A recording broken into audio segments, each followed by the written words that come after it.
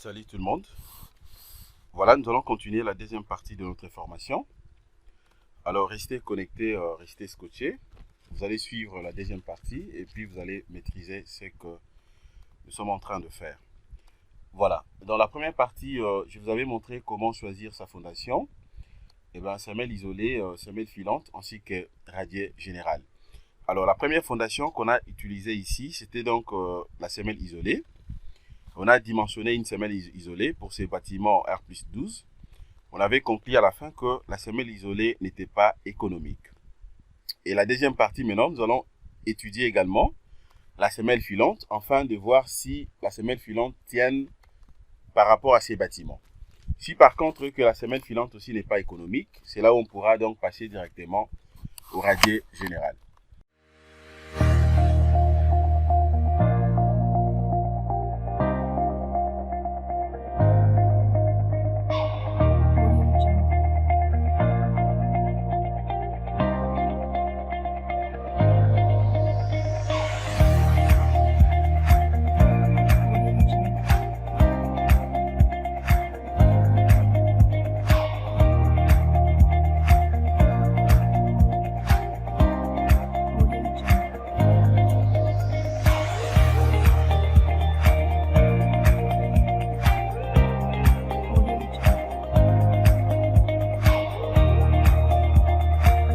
Voilà.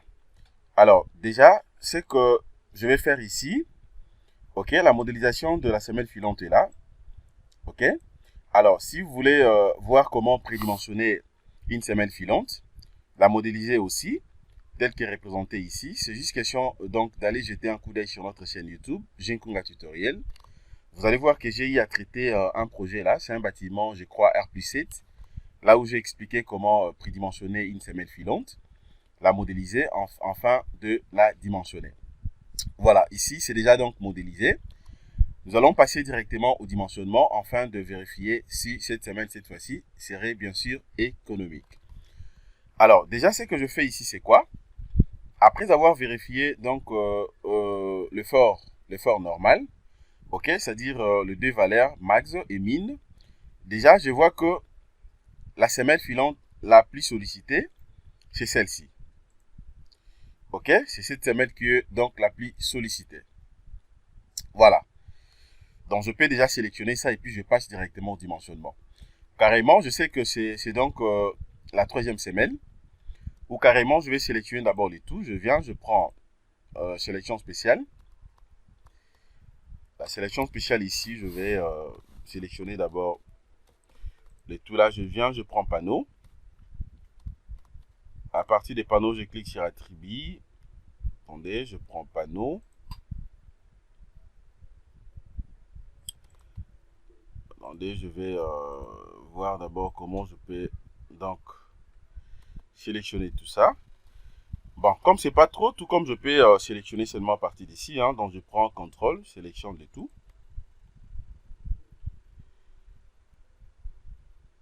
Voilà, je prends ça. Ça également. Voilà, donc tous les 5 colonnes, tous les 5 semelles filantes sont sélectionnées. Je peux maintenant l'isoler, je l'isole. C'est ça. Vous voyez? Déjà, ce niveau ici, vous avez donc même la possibilité de vérifier tout ce que vous voulez. Hein. Si je vais voir, par exemple, le diagramme des moments, je peux que cliquer à côté là, et je viens, je vérifie directement le diagramme des moments. Alors, pour ne pas perdre le temps, moi, je sélectionne directement donc la semelle filante la plus chargée, et puis je passe au dimensionnement. Je passe au dimensionnement. Je patiente.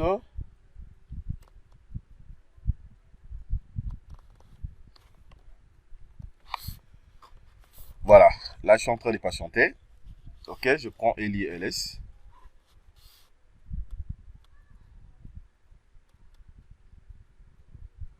Ok. Voilà, donc vous avez donc la semelle filante est là. Et de l'autre côté, vous avez la représentation de poteaux. Déjà ici, je vois très bien que la base, ok, donc la base de je vois très bien déjà dans la section de la semelle filante. Alors, ce qui est beaucoup plus important pour moi ici, c'est d'abord les dimensionnements. Donc, je viens là, je prends paramètre de l'étage. Je laisse comme ça par défaut. Fissuration, je travaille avec P préjudiciable, millier, toujours non agressif. Tenue au fait 0. Et puis, je prends maintenant option de calcul. Voilà, l'enrobage ici, je prends 3,3. C'est bon.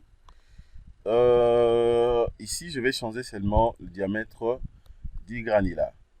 Ok, haute adhérence, je réfise barre de 6, 8, 10 et 12. De l'autre côté, je fais la même chose. Je réfise le barre de 6, 8, 10 et 12. Clique sur OK. Disposition de ferraillage. Disposition de ferraillage ici, ferraillage, ça sera donc par fil. Ok, vu que j'ai plusieurs travées. Au niveau bien sûr de la semelle filante. Reprise du bétonnaire ici, je prends donc automatique. Voilà, est-ce que vous voulez avoir donc présence de barre bateau? Ok, je me dis exactement, j'accepte le barre de relevage à la partie inférieure ainsi qu'à la partie supérieure. Je prends les dés. L'ancrage ici, tout est bien. Je prends maintenant inférieur. Nombre de lits au niveau dans le faisceau, je prends 3 lits. De l'autre côté aussi, je prends 3. Transversal. La base ici de mes appuis. Ok, je prends donc 0,40. Ok. Voilà. À ce niveau ici, vous pouvez faire directement le choix de type de cadre. Hein. Je prends ça. Ça, je vais boycotter. Ça aussi, je refuse. Ça non plus. Je peux prendre ça. Ok. Secondaire. Acier de montage. Est-ce que vous voulez avoir aussi les aciers de montage? C'est vrai que si j'accepte ça, j'aurai un supplément de barre de fer. Alors, comme il s'agit de la fondation, hein, de la semelle filante, je me dis, voilà, je veux que cela soit pris en compte dans les calculs. Ici, donc, je prends automatique. Épingler contre le poussé au vide. J'accepte. Liance d'acier, je n'ai pas de problème. Armature d'écoutire aussi, je laisse cette configuration. La forme. Je vais insérer d'abord la longueur développée du crochet. Je prends donc de 10 cm. Les crochets, pour la semelle, je préfère beaucoup plus utiliser dans les angles droits. Je prends 90 degrés, je clique sur OK. Voilà, là aussi c'est bon. Et après maintenant, ça reste quoi ici? Étant donné que j'ai déjà arrangé tout ça, ça reste maintenant à faire quoi? À ce niveau, je crois que tout est bien. Tout est OK. OK. Alors, je peux tout simplement lancer donc les calculs. Je vais lancer les calculs et puis voir ce que je vais donc obtenir. Ce que j'aurai cette fois-ci. Voilà, je viens d'abord là, je vais prendre analyse, paramètres du dessin, nombre plus diamètre, longueur, espacement et puis la description. Je vais voir si le plan d'exécution n'est pas à combler. Je peux adopter ça. Par contre, s'il faut modifier, eh ben, je pourrais le faire, il n'y a pas de souci. Et je lance le calcul. Je vais voir maintenant ce que j'aurai cette fois-ci. Voilà, il y a cette mention qui apparaît. Dimensionnement en capacité. Les codes de la section transversale ne respectent pas la condition réglementaire pour le cisaillement. Ok, j'accepte d'abord OK. Regardez ici, je n'ai même pas. Et donc, le plan, je n'ai même pas les armatures. Je vais corriger ça rapidement. Voilà. Alors, déjà, je voulais vous montrer un truc ici. OK. Alors, on n'a pas donc tenu compte, je n'ai pas inséré le coefficient d'élastité du sol. Raison pour laquelle vous voyez cette mention également. Alors, regardez maintenant en plein calcul comment je vais faire pour insérer dans le coefficient d'élastité du sol. Alors, je viens là. Je vais rentrer justement là où on était. Je rentre au niveau de la géométrie. Je clique sur la géométrie. Normalement, je devais insérer le coefficient d'élasticité du sol bien avant. Je vais donc insérer ça bien avant. Mais qu'à cela détienne, il n'y a pas de souci. Je vais le faire ensemble avec vous. Vous allez voir que c'est vraiment facile. OK? Voilà. Attendez, je vais patienter. Je patiente rapidement. Voilà. Puisque là, je ne vais pas insérer le coefficient d'élasticité du sol. Et c'est comme si que vous étiez en train de dimensionner tout simplement une poutre. Tandis qu'il s'agit, bien sûr, d'une semelle filante. Ok, donc je suis obligé d'insérer ces coefficients, dans ces coefficients en fait. Alors, attendez, ça je peux enlever, je peux fermer, soit je rentre directement sur vie.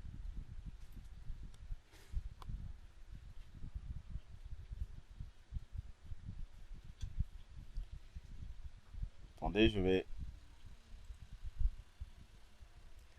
Voilà, comprenez que c'est aussi un grand bâtiment, hein, donc c'est un bâtiment R+12.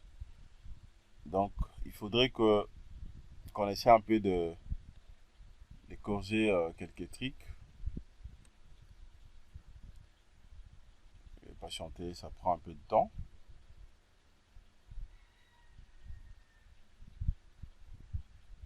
J'applique pour annuler d'abord les tout.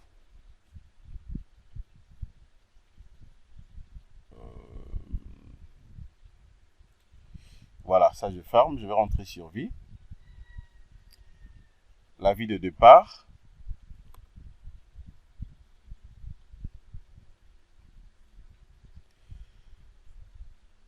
Voilà, je vais patienter. Ça, je peux aussi enlever. Ok, je peux cliquer juste à côté là.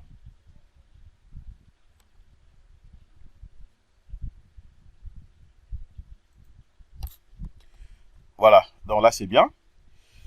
Alors, maintenant, je sélectionne d'abord tout ça. Sélectionne. Ok, je clique de l'autre côté. Je peux même aussi enlever cet appui. Hein. Ça, c'est l'appui linéaire qu'on avait placé au niveau justement de l'escalier. Je peux prendre ça, je prends appui linéaire, je prends ça supprimé. Et bien là, hop. Il faut que je cherche la bonne position.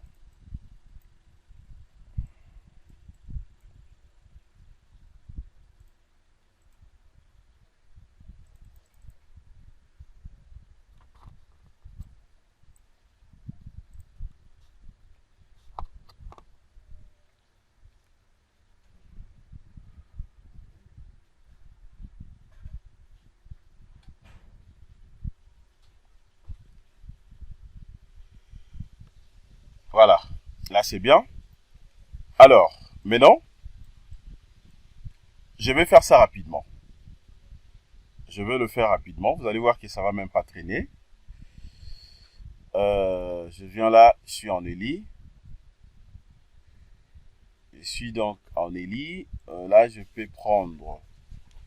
Comprenez que c'est un grand bâtiment, raison pour laquelle des fois, et donc ça prend un peu de temps.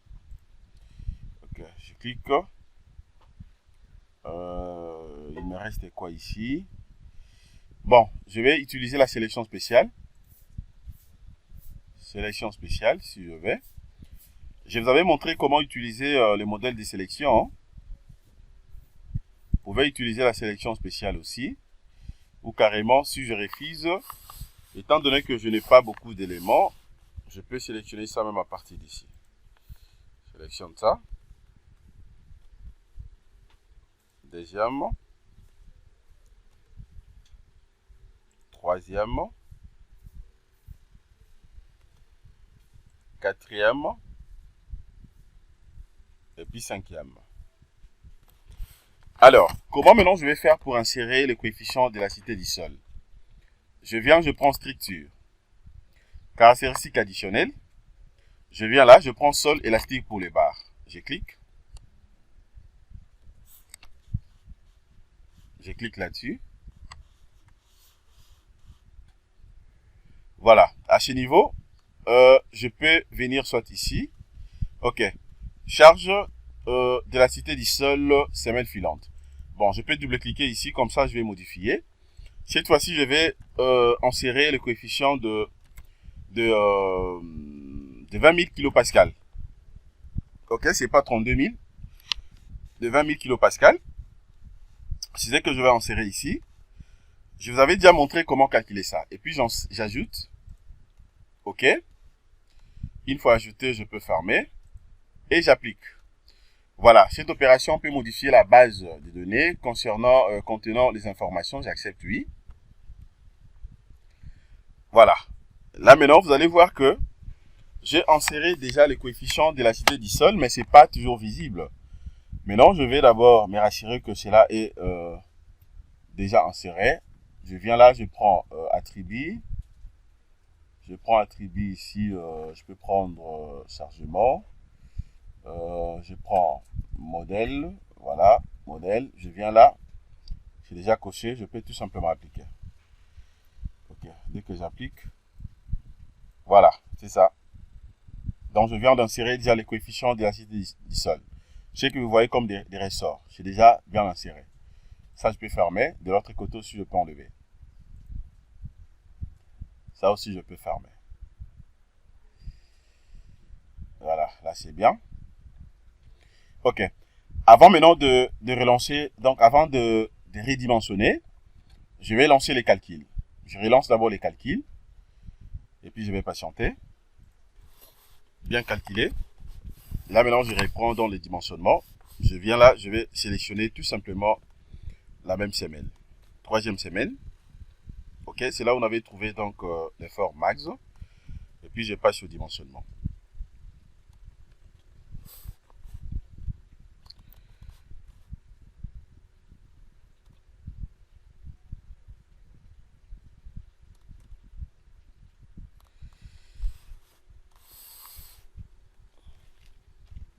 Voilà. Et là, je clique sur OK.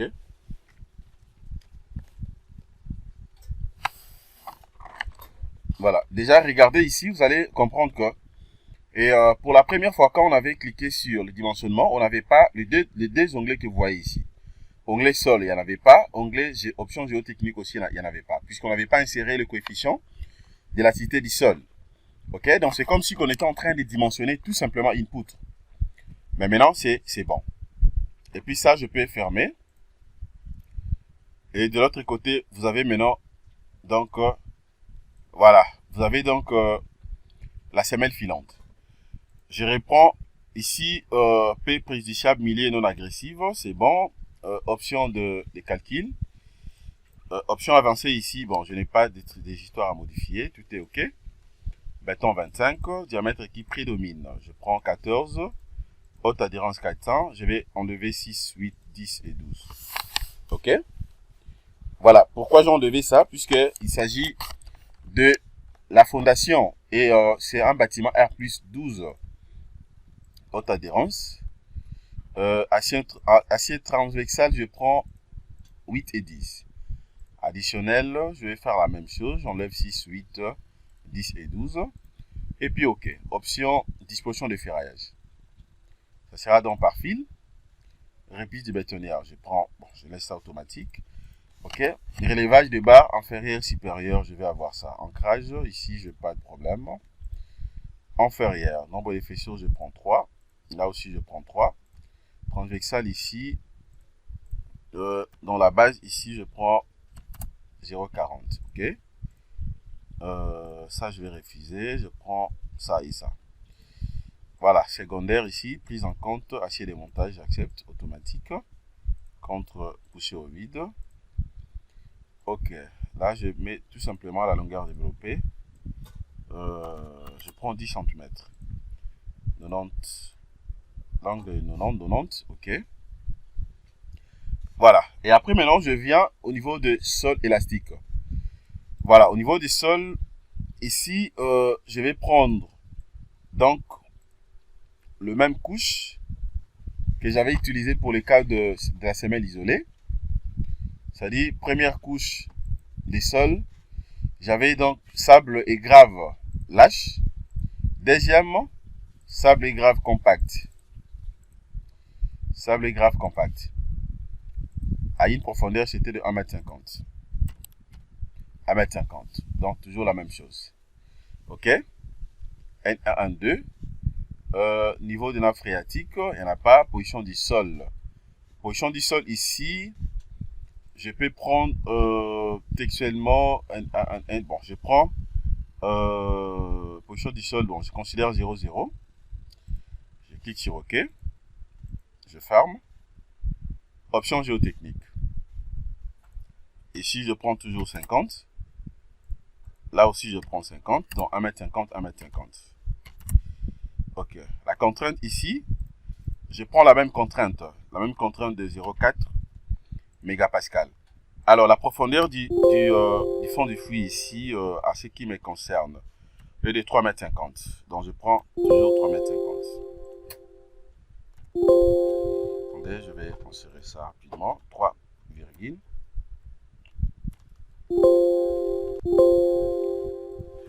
je cherche d'abord le virgule, la virgule plutôt, virgule 50. Et puis, je clique sur OK. C'est bon. Je prends analyse, paramètres de dessin. C'est déjà OK. Et puis, je lance le calcul. Je lance le calcul, je vais voir ce que le logiciel va me proposer. Voilà, là, je suis en train de patienter. Je vais voir ce qu'il va me donner. Et après, maintenant, je vais analyser l'économie. Voilà, je patiente.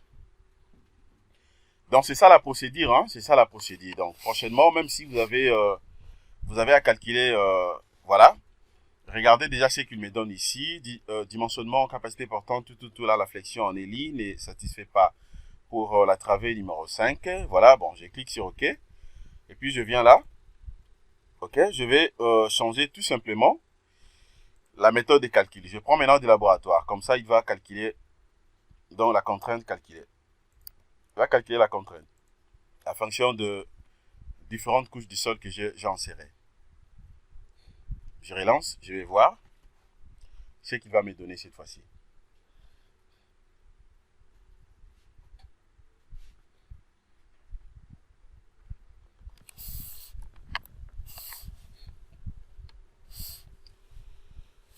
Je patiente toujours.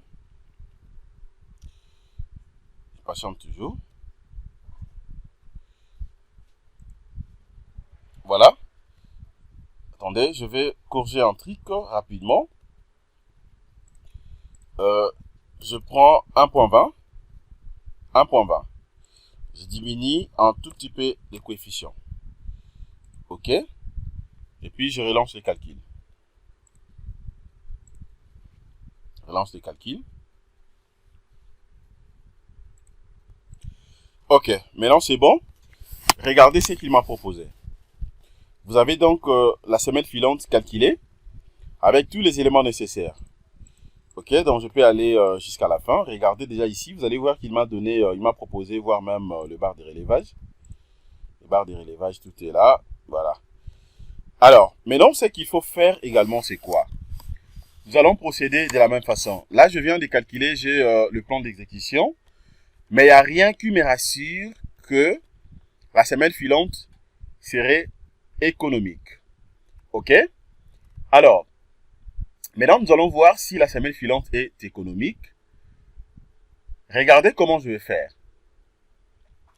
À travers tout simplement ces dimensions. Déjà, je le sais très bien que la base, je sais très bien la base de cette semelle donc filante est de 2,50 m. C'est ça la base, 2,50 m. C'est ça la base. Alors, maintenant, sa longueur était de combien? Je vais rentrer là pour voir rapidement aussi sa longueur. Je viens là, sur structure. Je vais voir bien sa longueur. Comme ça, je pourrais décider. Voilà, sa longueur. Je peux voir ça bien comment. Je clique là-dessus. OK. Je viens, je prends outil. OK, sa longueur, donc ça sera... Voilà. Déjà, à partir d'ici, j'ai une idée. Mais vous allez voir que c'est un peu différent. Donc, sa longueur, ça va d'ici jusque là. OK.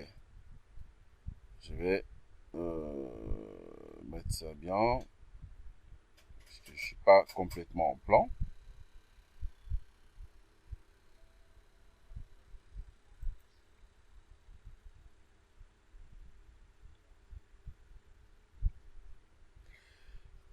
Attendez, c'est mal cliqué, c'est pas comme ça. C'est mal cliqué.